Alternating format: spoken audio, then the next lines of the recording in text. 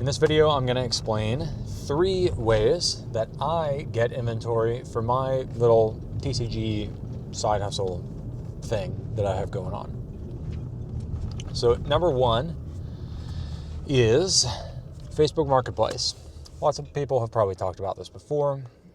You can just do a search for Pokemon bulk lot on TCG or no, on Facebook Marketplace, and you'll probably find people in a certain radius that have maybe 1,000 cards, 500, 1,000, 2,000 cards, something like that they're willing to sell for, a couple pennies a card.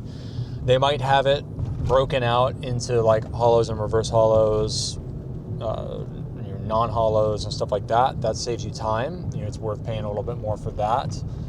But you can probably find people almost every day, certainly every week, who are slinging some bulk locally that you can just go pick up. So that's one of the main ways that I do it. And sometimes I'm paying more from people that I know have like Whatnot streams or something like that, where they're opening a lot of packs, and then they're not keeping their hollows, they're not keeping their reverse hollows, they're not pulling out playable staples and stuff like that. So I know that I can pretty reliably find some decently valuable cards, and not just in Pokemon, but I even have some people selling locally that I connect with, Union Arena bulk, Magic the Gathering bulk, and stuff like that. So there's a lot of opportunity around. I don't necessarily aim for a specific, I'm not too rigid with my Facebook Marketplace deals about the price that I pay for bulk, because the thing about bulk is that I can sift through it, take out whatever I want to list, and then I can just resell the bulk or do something else with the bulk. Bulk in and of itself kind of holds its value. So if I acquire cards for between 1 and 5 cents per card, I can pull out stuff that I know will probably sell at my floor price of 20 cents.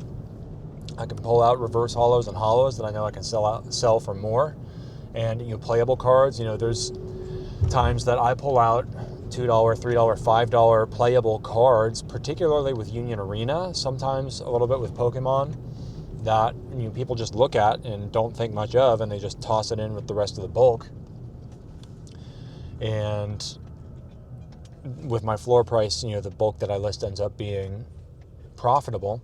And SwordSwift, of course, allows me to list stuff faster as well. So bulk, it's hard to go wrong with bulk as long as you're not overpaying. And I'd say anything, even up to 10 cents and under in some cases, it depends. If you're getting a lot of hollows and reverse hollows, and if you have a large stock of hollows and reverse hollows, and you set a floor price on your hollows that's a little bit higher than the market price, then you'll probably profit on your hollows if you sit on them for long enough and you sell and you list all of them.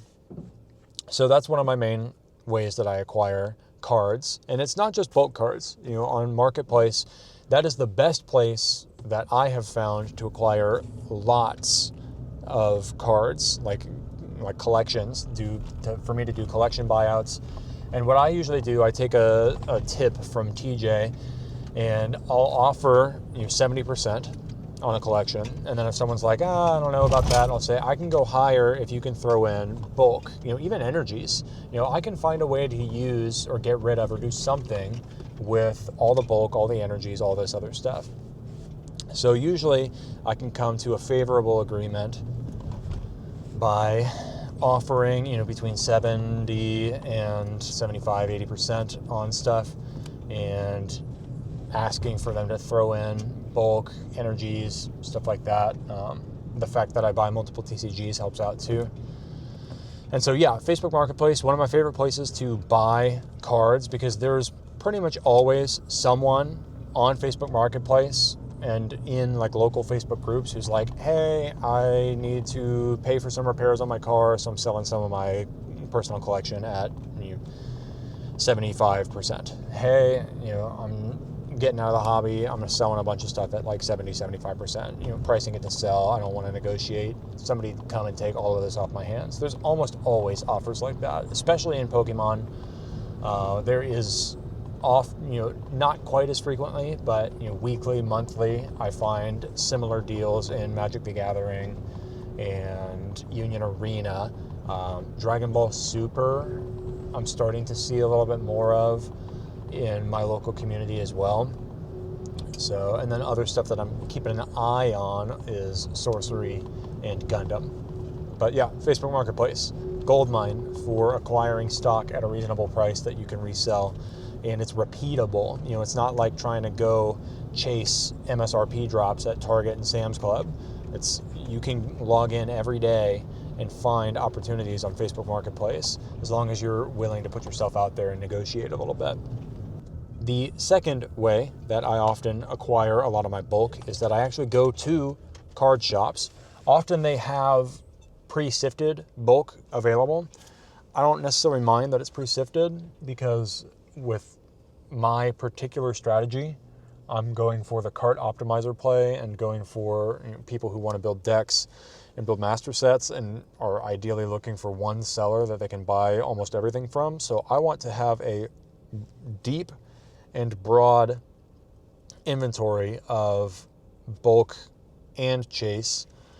And so I'll go out to the card shops and I'll pick up a bunch of the bulk that they're like begging people to take away from them because they just have it piling up in the back. And I don't go in and like raid everything.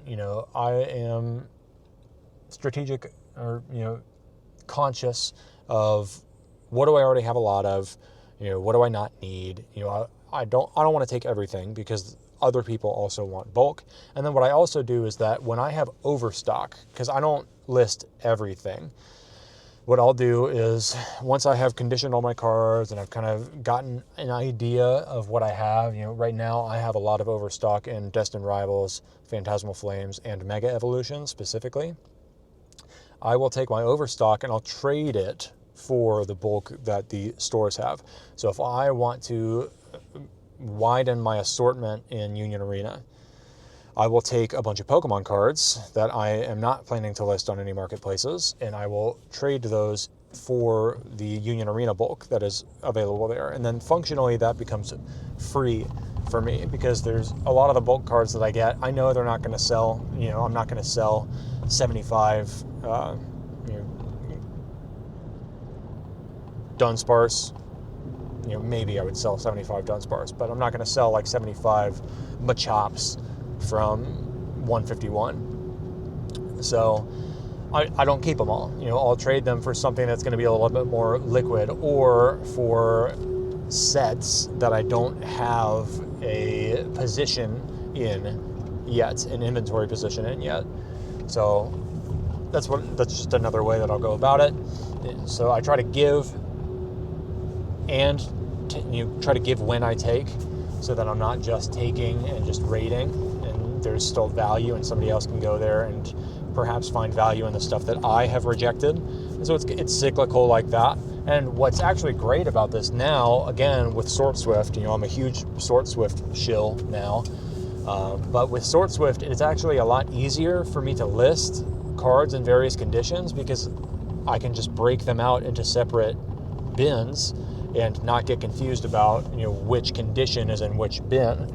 So I actually, back when I first started my store, I had a lot of lightly played stuff, and I was moving a lot of lightly playable cards in specifically Magic the Gathering because that's just what I have an abundance of. And I haven't really messed with any other conditions on cards. I've only been doing near mint because of just the limitations of sorting and storage and then having to pull orders and everything like that. I just didn't want to have to deal with it. SwordSwift makes it easier for me to list cards in multiple conditions. So that's actually like a bonus and makes it even easier for me to turn trash into treasure by scooping up local free bulk from card shops in exchange for the stuff that I'm sitting on that I don't want to move. And so that's another way. I have thought about trying to build bulk lots to throw out on eBay and throw it on Facebook Marketplace, but I just I don't want to drive all over town to do a drop-off for $20, $25, because it's just, compared to, like right now, I am driving out to a job where I'm going to make like $300. So driving out into town to make $20, it just doesn't make sense for me specifically. Now, for you, it might make sense to resell bulk right on the marketplace that you got it from, Facebook. So you can think about that too. But yeah, local card shops often have bulk that's available, and if you are just a responsible member of the community and you try to give and take, then a lot of the card shops will actually appreciate you taking some of that stuff off their hands. And then that's one way that I turn free acquisitions into revenue. And I've especially been doing it with Union Arena and Gundam specifically, because it's pretty easy to find bulk of those in my local community. And those are selling because people are actually playing those games. Number 3, so the third way that I acquire inventory is I actually buy it on TCGplayer. Some people might not like this, but the way I see it, there is room in my business to buy stuff, particularly cheap cards, holos, reverse holos, even just like commons and uncommons, to buy them at market price, penny, 6 cents, whatever, and then resell them at my floor price, because again, I'm going for card optimizer. I want the big orders of 30, 40, 50 cards for like $10. Like, I want those because that is the system that I've built and I'm optimizing around as a way to make this a profitable side hustle. So yeah, I will buy up cheaper inventory from other sellers, a lot of times new sellers who, like, they're trying to hit level 4, they want to make more sales. And if I can be one of their sales who buys a lot of their stock, like, that's going to be good for them. It's going to help them grow. So, I basically will buy low and then sell higher according to my business plan. I'm going to probably try to do the same thing on eBay. Rob does that. He buys on TCGplayer and sells on eBay and sells in the store. That's pretty much the direction that I want to go. And yeah, I'll even see, particularly in games that are like still growing, like Union Arena, I'll see that stock is low in certain cards, and that they're like the market price doesn't actually reflect right now what's available. And so I'll buy up what is available at market price because I see that the card is undervalued. In my opinion, any illustration rare under $5, like, I'm going to buy it at market price because I believe eventually I'm going to be able to move it at $5, because there's people that they want the convenience of being able to pick up all the stuff they're looking for from the same seller, and I can be that seller.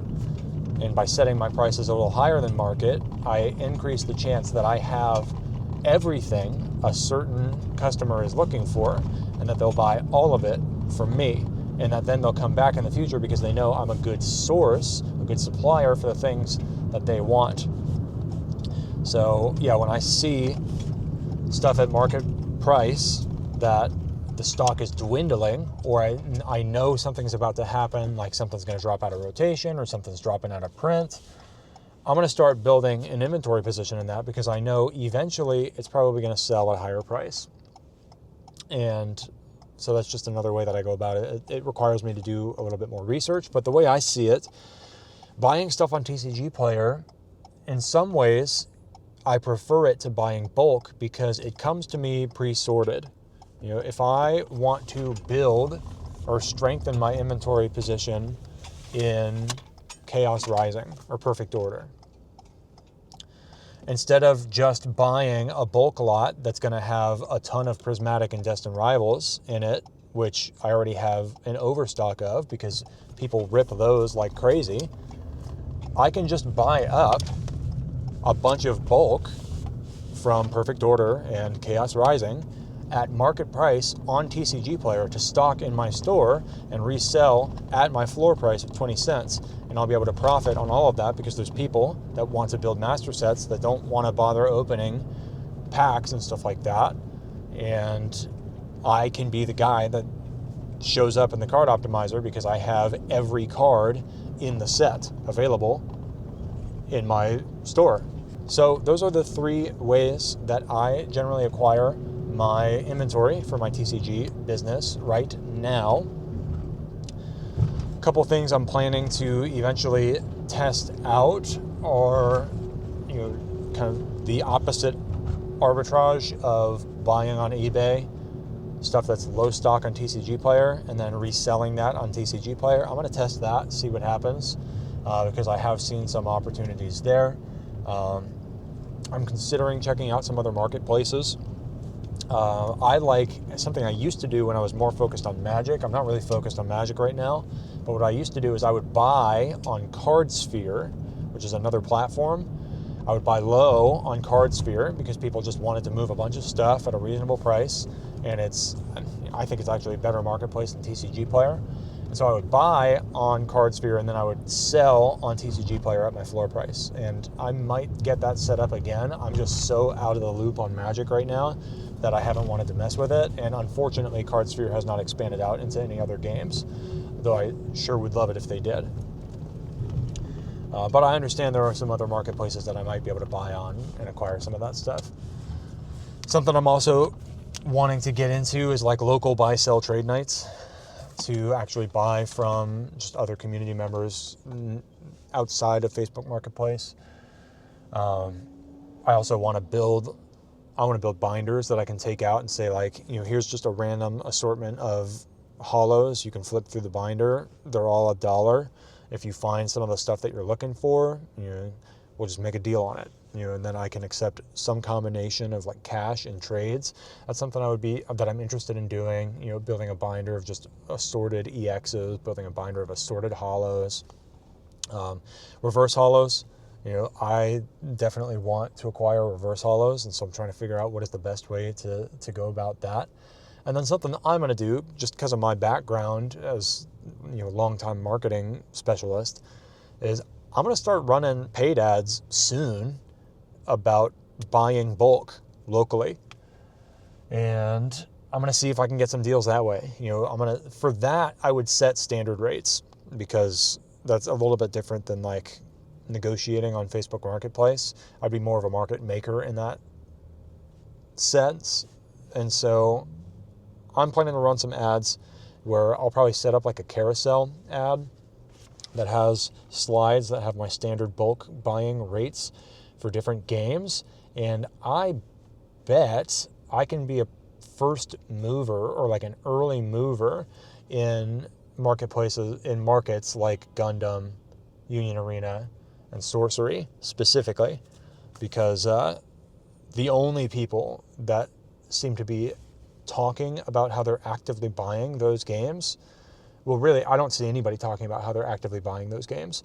So most people have to go and sell those cards to local card stores. So if I can just come in at a little bit of a higher price because I have lower overhead, then I can probably buy up some of that stock that otherwise is just going to go into the card stores. So that's kind of my plan, but that is not something I've tested yet, so I can't attest to that being a strategy that you should try, but it is something I'm about to try. So that's 3 ways that I buy inventory to stock in my TCG store, and then a 4th way that I'm planning to test out pretty soon. So yeah, if you have questions about this stuff, drop some comments. I would love to help you out, answer your questions. If you have any other ideas for videos you'd like me to cover, let me know. And yeah, if you want to buy some cards from me, visit www.getdkc.com. Thanks. See you later.